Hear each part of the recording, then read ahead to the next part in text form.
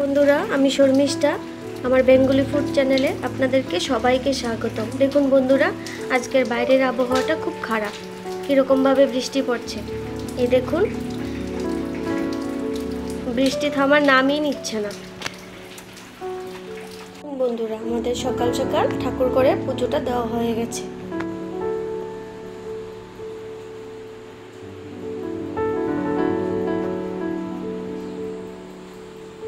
চলে এসেছি রান্না করে। এই দেখুন বন্ধুরা, আজকে করব পুঁটি মাছের ঝোল। এই দেখুন কত বড় সাইজের পুঁটি মাছ। দেখুন, পুঁটি মাছগুলি আমি আগের থেকে ভেজে নিয়েছি। কি সুন্দর দেখেছেন? এই দেখুন বন্ধুরা, কড়াইতে আমি আরেকটু পরিমাণে তেল দিয়ে দেব।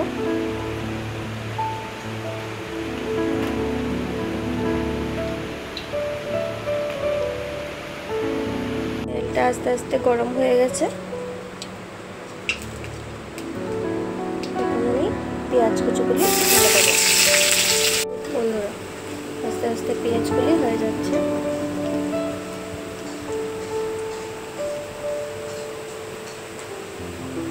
পেঁয়াজগুলি একদম লাল লাল হয়ে যাচ্ছে।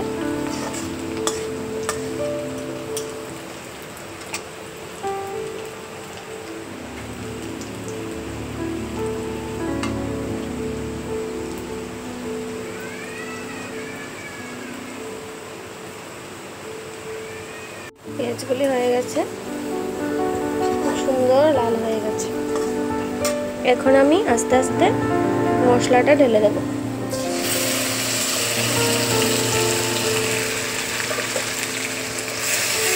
আস্তে আস্তে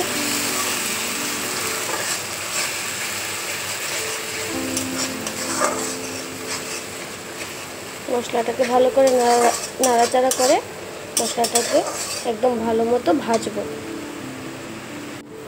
মশলাটা ভাজা হয়ে গেছে বন্ধুরা। এখন আমি একটু জল দিয়ে দেবো।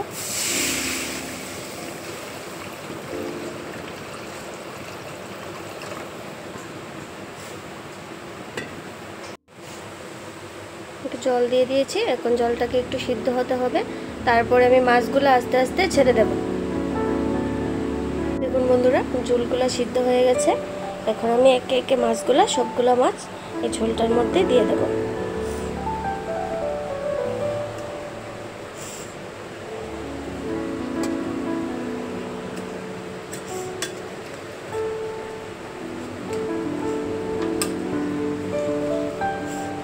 আস্তে আস্তে সবগুলো মাছ এভাবে দিয়ে দিতে হবে, দিয়ে একটু ঝোলটার মধ্যে এভাবে রাখতে হবে।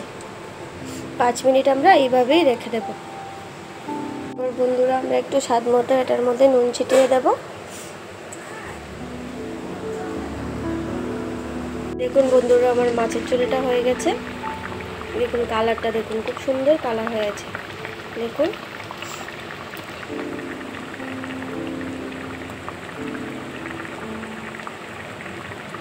এবার আমি এটাতে একটু ধনেপাতা দেব। ধনেপাতা ছিটিয়ে দিলাম।